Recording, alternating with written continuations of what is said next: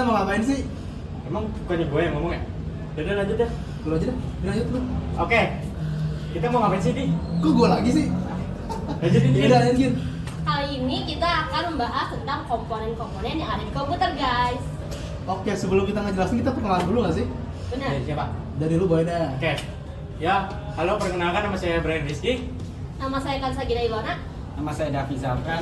Nama saya Aldi Kurnia Fadilah. Kami dari kelompok Dua.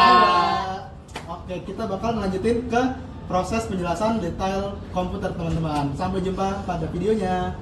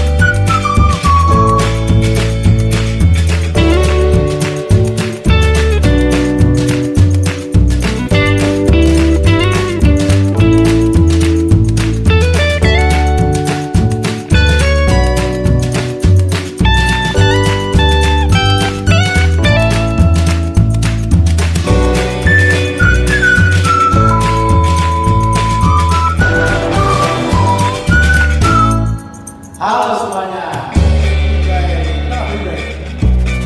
Motherboard ya sih? Motherboard? Iya, motherboard ya. Oke. Ini motherboard namanya.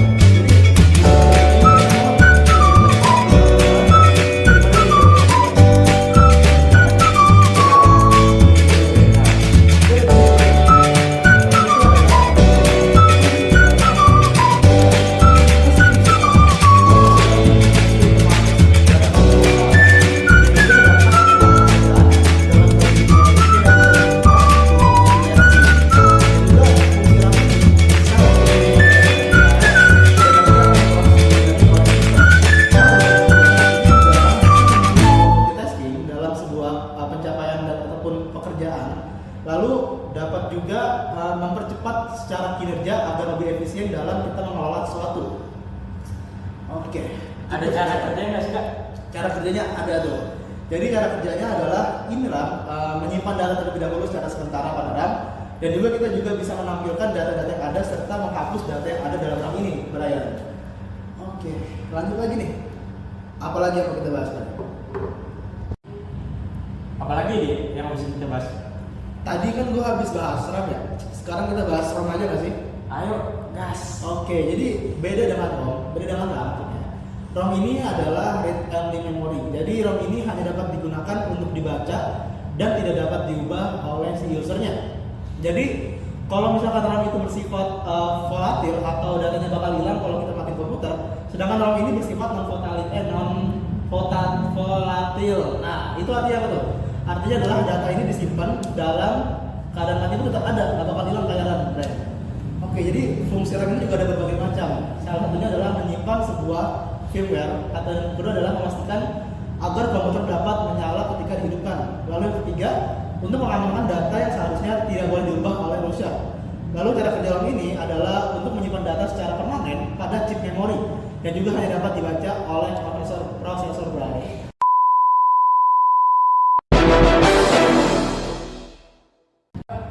Lanjut Brian, masa lagi Kita bahas port kali ini. port gas Ya. langsung aja. Oke, kita bahas port kali ini. Dua port di kanan sini itu berguna untuk mouse dan keyboard. Ada warna hijau dan warna ungu. Yang warna merah muda itu berguna untuk printer lama. Untuk warna ini hijau dan biru muda itu berguna untuk mouse serial atau modem. Nah, di sini ada USB. USB itu berguna untuk perangkat eksternal. Nah, di sini itu ada Ethernet port berguna untuk internet seperti LAN. Oke, 3 port ini itu berguna untuk audio jack. Hijau, ada hijau, merah dan biru. Konektor ini untuk memperangkat audio seperti speaker, mikrofon.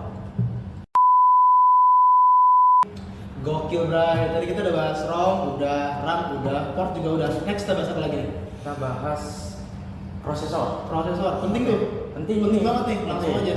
Oke, prosesor di sini berguna untuk otak dari sebuah komputer yang bertugas menjalankan perintah dan mengelola operasi sistem komputer. Prosesor melakukan sebagian besar pengelolaan data dan eksekusi instruksi yang diperlakukan oleh perangkat lunak atau software.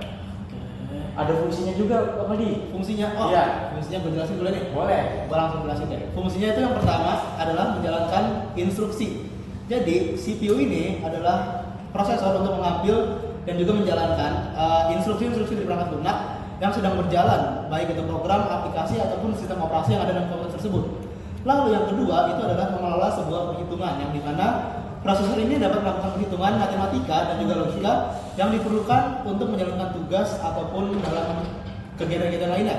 Lalu yang ketiga, itu untuk mengontrol komponen-komponen lain tadi seperti RAM, hard drive, ROM juga dikontrol dari ini nih. Dan juga output juga dikontrol dari si CPU ini. Lalu yang terakhir adalah menyimpan data ataupun hasil sementara. Jadi ini bisa berfungsi sebagai cache atau memori kecil yang menyimpan data. Jadi ketika dipakai ini dapat diakses dengan lebih cepat ketika ada prosesor ini. Itu berarti.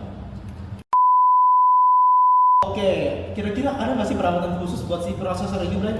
Ada di Gimana tuh? Cara pertama itu membersihkan debu secara berkala. Yang kedua itu menggantikan part terminal yang ada di sini. Oke, memastikan siklus udara yang baik itu yang ketiga. Dan 4, memantau suhu prosesor. Yang kelima itu ada menghindari overclocking berlebihan. Yang keenam, menjaga stabilitas daya listrik. Dan yang ketujuh, mematikan komputer dengan benar. Oke, jadi gitu ya, banyak banget ya kira-kira perawatannya buat Ada 7. si prosesor ini. Bisa dari ganti thermal paste, dari mematikan komputer dengan benar, itu pun ada caranya ya, nggak Iya. langsung asal mati dulu gitu. Oke, gitu kira-kira teman-teman dari motherboard yang ada di sini yang sudah kita jelaskan, kira-kira begitu fungsinya teman-teman. Oke, selanjutnya kita bahas baterai nggak sih, Dit? Oke, tadi sempat ketinggalan baterai ya? Iya, baterai belum kita jelaskan. Oke. Kita bahas yang tadi mengenai baterai. Jadi baterai ini nggak cuma sederhana teman-teman. Jadi di sini baterai itu berfungsi untuk menyimpan pengaturan. Pengaturan apa sih? Misalkan kita matiin komputer nih, itu ada pengaturan konfigurasi hardware seperti output, input, serta pengaturan tanggal. Jadi itu nggak bakal hilang datanya. Lalu yang kedua di sini juga menjaga waktu dan juga tanggal sebuah sistem. Jadi menjaga agar jam dan juga kalender internal itu tetap berjalan meskipun komputernya tidak terhubung dengan sumber listrik. Lalu yang ketiga adalah menjaga data agar stabil, yaitu pengaturan yang disimpan dalam BIOS itu dikonfigurasi melalui hardware, lalu tetap dijaga dengan baterai ini agar tetap stabil datanya. Begitu berarti kira-kira.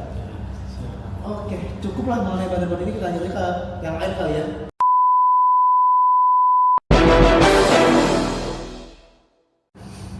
Nah lanjut guys, nah di sini ada PSU atau power supply unit. Power supply ini merupakan komponen untuk sumber daya dalam PC. Nah jadi power supply ini merubah arus AC menjadi DC yang akhirnya untuk menghidupkan komponen di dalam PC. Bisa dilihat juga di sini ada kabel-kabel dan di sini ada kabel untuk port yang berbuka langsung kepada motherboard. Jadi komponen yang ada di motherboard akan berjalan. Selanjutnya di sini ada fan atau kipas. Kipas ini berfungsi untuk pendingin di dalam pendingin komponen komputer atau PC. Nah, fungsi dari fan ini untuk mendinginkan komponen dalam PC. Lalu ini tuh merupakan salah satu komponen penting karena untuk menjaga agar prosesor tidak overheat dan juga agar menjaga performa dan umur dari PC tersebut. Next, Oke, di sini ada displayer yang biasa buat muterin CD atau DVD. Nah, biasanya kalau misalnya ada software atau apa yang masih dalam format optical disk, biasanya dimasukin lewat sini, nanti bisa diinstal komputer. Atau juga bisa nyimpan file, dipindahin fiber ke dalam disk ini, nanti muncul dalam format CD atau DVD. Terus ada hard disk drive atau HDD yang ukuran 250 GB, ini berfungsi untuk menyimpan semua file ada di komputer. Nah, di sini ada piringan buat muter-muter yang berputar terus yang kenceng banget gitu. Dan ini jangan sampai kebanting atau apa karena bisa rusak. Sekian. Setelah ini kita akan lanjut untuk merakit PC. Oke.